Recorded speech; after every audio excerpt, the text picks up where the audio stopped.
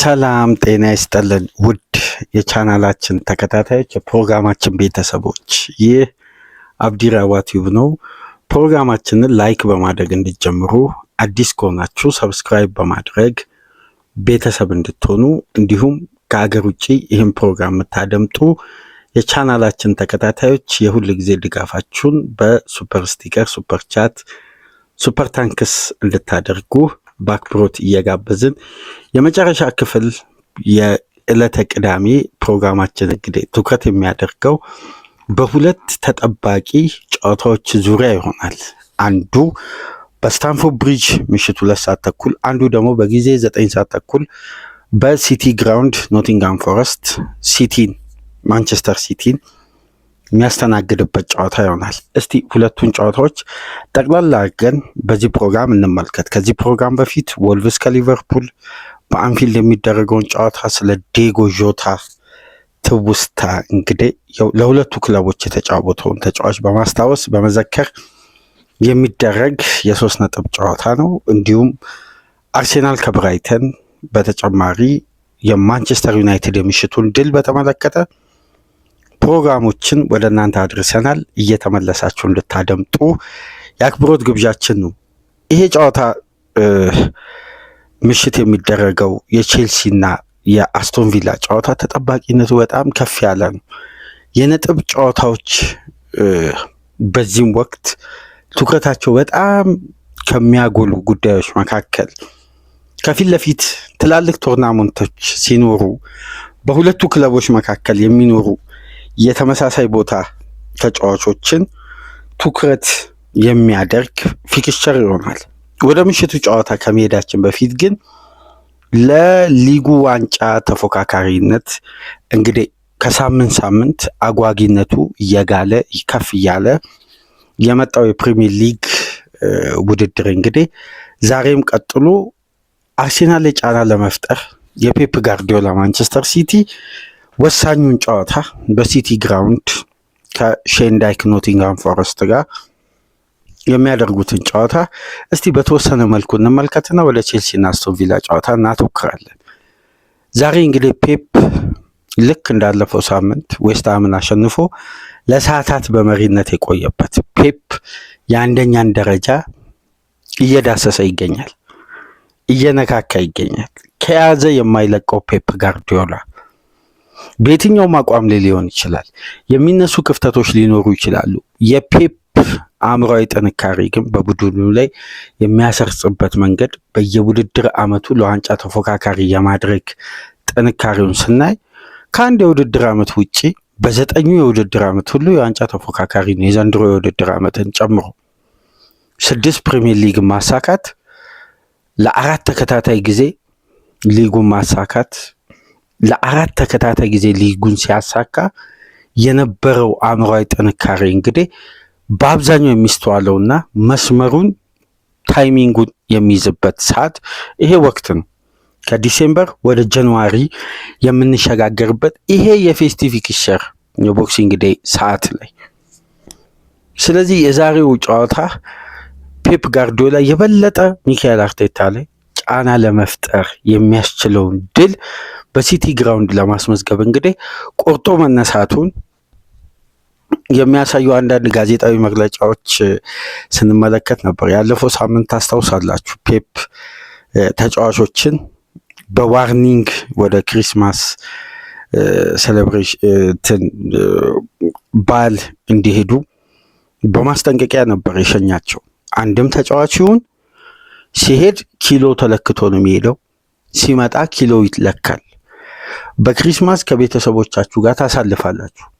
ስትመጡ አንዲትም ኪሎ የጨመረ ተጫዋች እዚሁ ማንቸስተር ከተማ ይቀራታል፣ ከኔ ጋር ወደ ኖቲንግሃም ፎረስት አይጓዝም የሚል ቀጥተኛ ማስጠንቀቂያ አስቀምጦ ያለፈው ፔፕ ጋርዲዮላ እንግዲህ ትናንትና በነበረው ጋዜጣዊ መግለጫ የመጀመሪያ ጥያቄ የነበረው ማን ነው ኦቨር ዌይት ጨምሮ የተመለሰው እና ማን በማንቸስተር ከተማ የሚቀረው ሲል፣ አይ ተጫዋቾቼ በደንብ ከኔ ጋር ተግባብተዋል እና ማንም ላይ ምልክት አላየውም፣ ግን እስከ ነገ ጠዋት ድረስ እንመለከታለን፣ ምንም ማናልፈው ጉዳይ ነው በማለት ሲሪየስ መሆኑና በዚህ አቋሙ መጽናቱን በድጋሚ ገልጿልና እሱም በባርሳ ቆይታ አድርጎ በባርሰሎና በካታሎኛ ቆይታ አድርጎ መምጣቱን ሲገልጽ ነበር። እና የዛሬው ጨዋታ ከክሪስማስ መልስ ተጫዋቾች እንግዲህ ሪላክስ አድርገው የሚመጡበት የመጀመሪያ የምሳ ሰዓት በኋላ የሚደረግ የሊግ ጨዋታ ነው። ፈታኝ ፊክስቸር ነው። ሲቲ ግራውንድ ላይ የፔፕ ጋርዲዮላ ማንቸስተር ሲቲ ከ3 ነጥብ ውጪ ኢላማ አድርጎ አይደለም የሚጓዘው። ነጥብ ለማግኘት ሳይሆን 3 ነጥብን ታርጌት አድርጎ በሃላንድ ያስቆጣሪነት አቅም በሮያን ቸርኪና ፊልፎደን የክሬቲቪቲ ኳሊቲ ታግዞ ዛሬ ደግሞ የቡድኑን ቁልፍ ላለፉት ዓመታት በብዙ ሚና ሲጠቀስ የነበረው የፔፕ ጋርዲዮላ የጀርባ አጥንት እንደሆነ የሚነገርለት ሮድሪ 100% አሁን ካጋጠመው ጉዳት አገግሟል፣ ተላቋል። ለጨዋታ ብቁ ይሁን አይሁን ሌት ፊትነስ ቴስት ምሽት ላይ ስለነበር ያንንም ማለፉ እየተገለጸ ነው። ለዛሬ ጨዋታ ግን ቋሚ ሆኖ የመሰለፉ እድል ያው በአንዴ ከረጅም ጊዜ ጉዳት የመጣን ተጫዋች ፔፕ ቋሚ በማድረግ አይታወቅም። ነገር ግን ካሁን በኋላ ለሚቀሩ ጨዋታዎች ሁሉ ዝግጁ መሆኑን ገልጿል። ነገር ግን ፊትነስ ቴስቱን ይለፍ አይለፍ እንግዲህ በመጨረሻ የቡድኑ የሲቲ ግራውንድ ሆቴል የሚጓዘው ስብስብ ውስጥ እንዳለ መረጃዎች እየጠቆሙ ነው። ሮድሪ ለመጀመሪያ ጊዜ ተመልሷል። በሊጉ መጀመሪያ አካባቢ በቋሚነት ሲጫወት ለተወሰኑ ጨዋታዎች ተመለከትን። ጉዳት አስተናገደ። ረጅም ሳምንታት አልነበረም። ይሄ ባለንዶር አሸናፊ እንግዲህ በስተመጨረሻም ወደ ሙሉ ጤንነቱ ተመልሶ ዛሬ በስብስብ ውስጥ ይካተታል ተብሎ ይጠበቃል። በዛሬው ጨዋታ እንግዲህ ተጠባቂ ጉዳዮች መካከል አንዱ ከሰሞኑ አንዳንድ ጉዳዮች እየተመለከትን ነው። ማንቸስተር ሲቲ በዚህ የዝውውር መስኮት አንቷን ሴሜኒዮን ብቻ አይደለም ማስፈረም የሚፈልገው እና የኖቲንጋም ፎረስት ባለቤት ማሪናኪስ ሰሞኑን አንድ ቆፍጠን ያለ አስተያየት ሰጥተው ነበር። ምናልባት በሚዲያው ደረጃ ከተመለከታችሁ የተጫዋቾችን በር ያንኳኳ ክለብ በሩ እንደተዘጋ ሲያቅ ይመለሳል እንጂ የትኛውም ተጫዋች ይከፍትለታል ብዬ አላስብም። እኛም አንከፍትም። በእኛ በኩል ባሉ ውሳኔዎች አኳያ ምናምን የሚል አንዳንድ ጠንከር ያለ ትችት ያዘለ እንግዲህ በባለቤትነት ደረጃ ሚዲያ ላይ ወጥተው አሰልጣኝም ይዘልፉ፣ ሜዳ ላይ ገብቶ አሰልጣኝ የሚያመናጭቁ፣ በራሳቸው ስልጣን ተጠቅሞ በባለቤትነት የበላይነት እንግዲህ የክለብን አሰልጣኝ ኑኖ ስፒሪቶ ሳንቶስን አሰናበቱ። ወዳጃቸውን አንጂን ፖስተኮግሉን አመጡ። ሊቃና አልቻለም፣ አሰናበቱ። አሁን በሼንዳይክ ጥሩ መሻሻል እያሳየ ያለው ኖቲንጋም ፎረስት ነው። እንግዲህ አሰልጣኙ እንዲህ ብለው አስተያየት እንዲሰጡ ያስገደዳቸው ዋነኛ ምክንያት በሳመር የዝውውር መስኮት ማንቸስተር ዩናይትድን ጨምሮ ሊቨርፑል እና ሲቲ የኤሊየት አንደርሰን ፈላጊ መሆናቸውን ካረጋገጡ በኋላ፣ ነገር ግን ከሰሞኑን የሲቲ ኃላፊዎች በአንቷን ሴሜኒዮ ዝውውር ላይ ብቻ ሳይሆን አንደርሰን ኤሊየት ላይ ማነጣጠራቸው እየተዘገበ ነው እና ፔፕ ይፈልግ እንጂ ፈልቅቆ ለማውጣት እንግዲህ ባለው ስምና ዝና በሚገነባው የቡድን ስትራቴጂ አንጻር አንድ ተጫዋች ተጠይቆ ወደኋላ ይላል የሚል ግምት የለንም። ግን ፈታኝ የዝውውር ሂደት ነው የሚሆነው እና ማንቸስተር ሲቲ ማንቸስተር ዩናይትድን ተቀላቅሏል በአንደርሰን ኤሊየት ፍላጎት ዙሪያ። ነገር ግን ሲቲዎች የሚቻል ከሆነ በዚህ የዝውውር መስኮት ለማስፈረም ጭምር ማቀዳቸው እየተዘገበ ነው። ምናልባት የማቴዎ ኮቫቺች ሁኔታ በብዙ መልኩ የሲቲን የፊትነስ አሰሪዎች እያሳመነ አይደለም። ተጫዋቹ ሪከቨር ለማድረግ አሁንም እየተቸገረ ነው። ስለዚህ እዛ ቦታ ላይ ተጫዋች ያስፈልገኛል ፔፕ የሚል ጥቆማ ሰጥቷል እየተባለ ነው የሚገኘው። ዴይሊ ሜል ምሽት ላይ ይዞ በወጣው ዘገባ መሰረት ማንቸስተር ዩናይትድ አንደርሰን ኤሊየትን የማግኘት ህልሙ በዚህ የጃንዋሪ መስኮት ዩናይትዶች 100 ሚሊዮን ፓውንድ ገደማ ለማውጣት ዝግጁ አለመሆናቸውን ተከትሎ ሲቲ አኮብክበዋል ይህን ተጫዋች ለማስፈረም የሚል ዘገባ እየወጣ ነው። ዛሬ ታዲያ ፔፕን በተቃራኒ ሆኖ አንደርሰን ኤሊየት በሚያሳየው ብቃት ለጃንዋሪ የዝውውር መስኮት በቀጥታ ለፔፕ መልእክት የሚልክበትም አጋጣሚ ነው።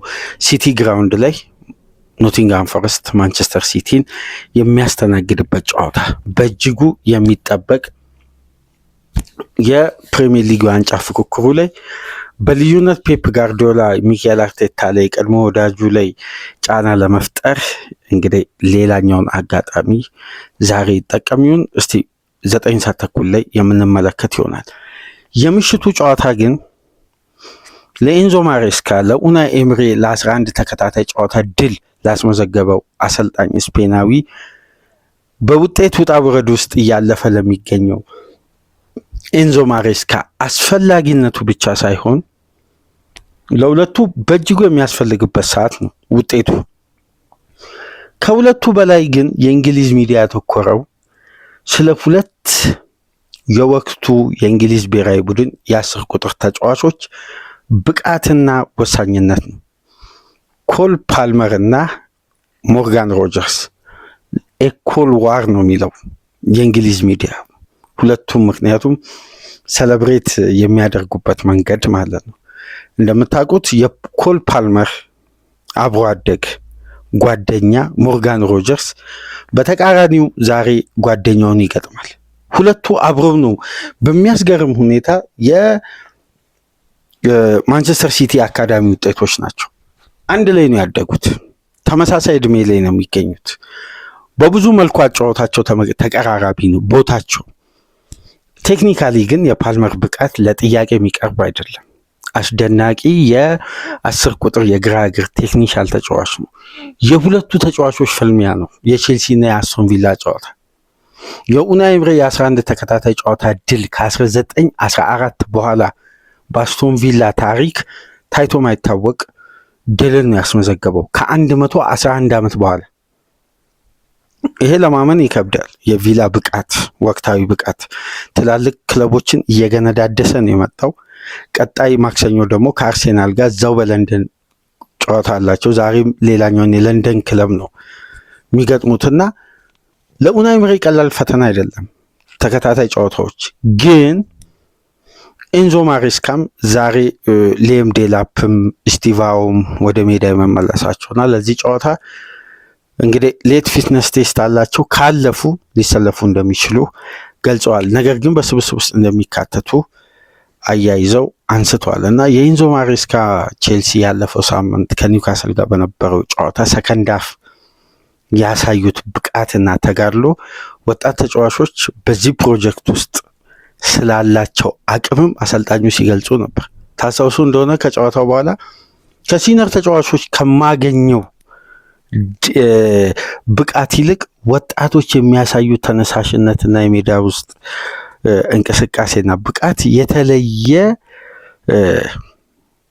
ሚና አላቸው። ከሲኒየር ተጫዋቾች የተሻለ ጥረት እመለከታለሁ ወጣቶቹ ላይ እና ከሲኒየር ተጫዋቾች የበለጠ ጥረታቸው የሚያስደስተኝ የወቅታዊ የቼልሲ ስብስብ ነው እየተመለከትኩ የሚገኘው እና ተጫዋቾች ከእድሜያቸው በላይ ለቡድናቸው እየሰሩ ነው።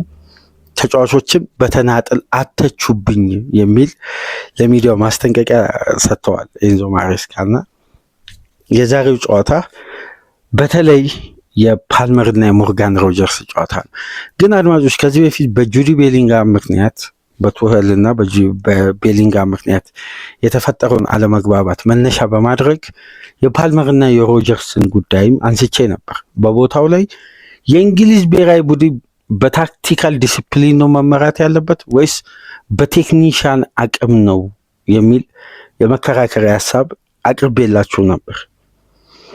ኢዜ፣ ፎደን፣ ፓልመር እያሉ ሞርጋን ሮጀርስን ሲያስቀድሙ ሞርጋን ሮጀርስ ኳሊቲ ይታወቃል። እኔ የሞርጋን ሮጀርስ አድናቂ ነኝ። ግን ስለ ቴክኒሻል ተጫዋቾች የሚነሳ ትችትና ይሄ የሜዳ ውስጥ የወርክ ሬት የዘመናዊ እግር ኳስ ያመጣው ወርክ ሬት ሜዳን ከቨር ማድረግ ስለ ኢንተርሴፕሽን፣ ዲፌንሲቭ አክሽን እነዚህ ጉዳዮች ሁሉ እየተጠኑ ተጫዋቾች ባላቸው አካል ብቃትና ፍጥነት መነሻ ተደርገው ቦታን ሲያስከብሩ እግር ኳስ አይደለም።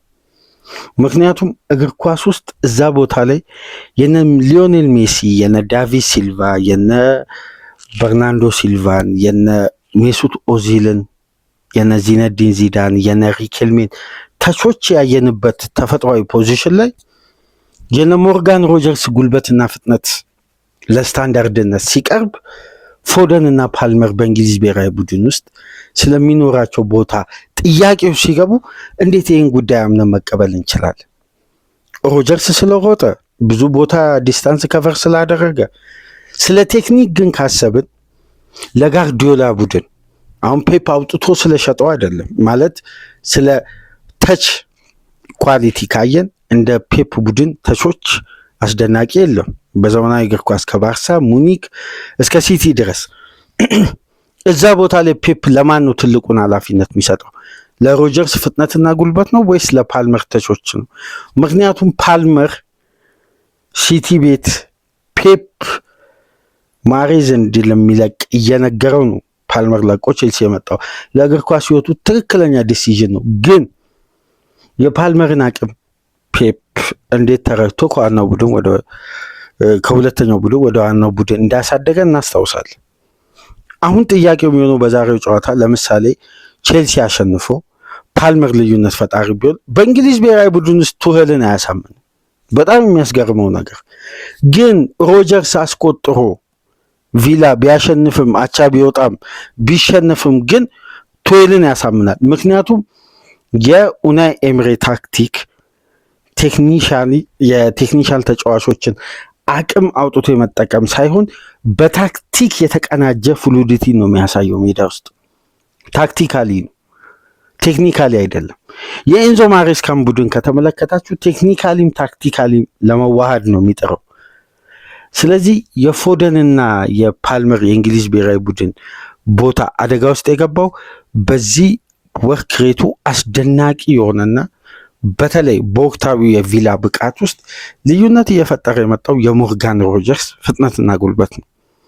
ይህ ተጫዋች ለእንግሊዝ ፉትቦል ተብሎ የተመረተ አስተማማኝ ተጫዋች ነው። ሮጀርስ ኳስን ድሪብል ማድረግ ከጀመረና ፍጥነቱን፣ ጉልበቱን፣ ኢነርጂውን በተለይ በፔስ እና ፔኔትሬሽን እየተጠቀመ ወደ ተጋጣሚ መጫወቻ ክልል ውስጥ ከሮጠ አደጋው በጣም ሰፊ ነው። ለቡድን አጋሮቹም እድል መፍጠር ይችላል፣ ግቦችንም ማስቆጠር ይችላል። ፓልመር ግን በሁለት ተች የተጋጣሚ ሎው ብሎክ መስበር ይችላል፣ ላይን ብሬኪንግ ፓስ ማድረግ ይችላል። ስሩ ፓሶቹን ለማመን ይከብዳሉ። የመጀመሪያ ተቹ የሚያስደንቅ ነው። የሜዳ ውስጥ እይታው ሙሉ ነው፣ ግማሽ እይታ የለውም ፓልመር። አንዳንድ ክሬዲቭ ተጫዋቾች ላይ የምታስታውሱ ከሆነ ግማሽ እይታ ነው ያለው።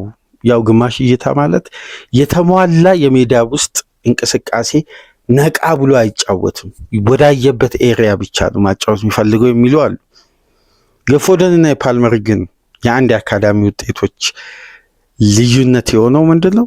ሙሉ ሜዳውን ማየት ይችላሉ።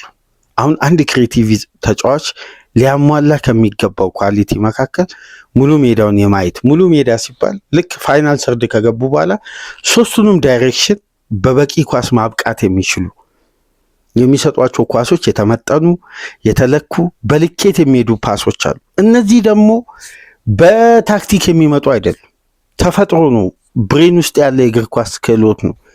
የሮጀርስ ጉልበትና ፍጥነት ደግሞ ተሰርቶም ይመጣል።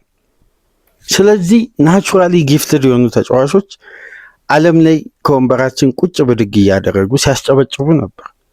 አሁን ኦዚል የሚለካውን ኳስ እንዴት ነው በታክቲክ ያን ኳስ መለካት የሚቻለው? ሲልቫ የሚሰጠውን ኳስ፣ ትንሹ በርናንዶ ሲልቫ የሚሰጠውን፣ ትልቁ ዳቪድ ሲልቫ የሚሰጣቸው ኳሶችን፣ እነ ሜሲ እዛ ኤሪያል የሚሰጡት ፓስን፣ ሌሎች ተጫዋች እነ ሃቪየር ፓስቶሬን ታስታውሱ እንደው በፒኤስጂ የነበረ አርጀንቲናዊ 10 ቁጥር ተጫዋች፣ የነ ፓውሎ ዲባላን ቴክኒክ እዛ ቦታ ላይ የሚጫወቱ ተጫዋቾች እነ ኢስኮን እነ ፊሊፔ ኩቲኒዮን ከተመለከታችሁ ፊዚካሊ ደቃቃ ናቸው። ቴክኒካሊ ግን እንደነሱ ሜዳ ውስጥ ኳስን የሚረዳ ተጫዋች የለም፣ በተለይ በኦፖዚሽን ሃፍ ላይ። አሁን ግን ዘመናዊ እግር ኳስ ቴክኒሻኖችን በእጅጉ ይፈልጋል። አሁን እነ ራያን ቸርኪና ፎደንን ተመልከቱ። ነገር ግን የነ ሮጀርስን ጉዳይ የሚፈልጉ የእንግሊዝ እግር ኳስ የፍጥነትና የጉልበትን ያማከለ እንቅስቃሴ አለ። አሁን ፎደን እና ፓልመር እነዚህ ሁለት ቴክኒሻል ምርጥ ተጫዋቾች በብሔራዊ ቡድን ምስል ስታዩ በቱኸል ውስጥ ሁለተኛ ሶስተኛ ተመራጭ መሆናቸው ጉዳይ ከወዲሁ እየተረጋገጠ የመጣ ይመስላል። ለማንኛውም ግን ሮጀርስ ወደ ፓልመር ስቴዲየም መጥቶ የቀድሞ ጓደኛውን ይገጥማል። በጣም ጓደኛሞች ናቸው ከሲቲ አካዳሚ ጀምሮ። እስቲ ስለ ሁለቱ ተጫዋቾች ከአምና የውድድር ዓመት አንስቶ ያደረጉትን ጨዋታ በቁጥር እስቲ እንመልከት። ፓልመር 44 ጨዋታ አድርጓል፣ ሮጀርስ 54። ፓልመር 17 ግብ ሲያስቆጥር ሮጀርስ 15 ግብ አስቆጥሯል። ፓልመር 8 አሲስት ሲያደርግ ሮጀርስ 13 አሲስት አድርጓል። በ90 ደቂቃ የሚፈጥሩትን ቻንስ ከተመለከትን ፓልመር 2.8 ቻንሶችን ክሬት ሲያደርግ ሮጀርስ 1.3 ቻንሶችን ክሬት ያደርጋል። የተሳኩ ድሪብሎችን በ90 ደቂቃ የማድረግ ፓልመር 1.4 ድሪብሎችን ሲያሳካ ሮጀርስ 1.8። አያችሁ ጉልበትና ፍጥነቱን እንዴት እንደሚጠቀም። የፓስ አኩሬሲ ሲኩዌንስ ግን ሲታይ ፓልመር 88.4 በየጨዋታው ፓስ አኩሬሲ ውጤታማ ነው። ሮጀርስ 74.4 ነው። ፍርዱን ለእናንተ እንተው። የዛሬው ጨዋታ ግን የቼልሲና የአስቶን ቪላ ብቻ ሳይሆን የፓልመርና የሮጀርስ ነው። እስቲ የእናንተን ግምት፣ ሀሳብ፣ አስተያየት በኮሜንት መስጫ እያስቀመጣችሁ ላይክ፣ ሼር፣ ሰብስክራይብ ማድረጋችሁ እንዳትረሱ። ዕለተ ቅዳሜን በ4 ፕሮግራም ከእናንተ ጋር ቆይታ አደረግን። በእንዲህ መልኩ ላይክ፣ ሼር፣ ሰብስክራይብ ማድረጋችሁ እንዳትረሱ። ከሀገር ውጭ የምታደምጡ በሱፐር ስቲከር፣ በሱፐር ቻፕ፣ በሱፐር ታንክስ ድጋፍ አድርጉ። ከጨዋታዎች በኋላ በእሁድ ንጋት ፕሮግራማችን እንግዲህ በድህረ ጨዋታ ግምገማዎች መረጃዎችን ሰብሰብ አድርገን ወደ እናንተ ምንመጣ ይሆናል። ከእናንተ ጋር ቅዳሜ ቆይታ ያደረግኩት ሚናድ አብዲ ነበርኩ። ሰላም ቆዩ።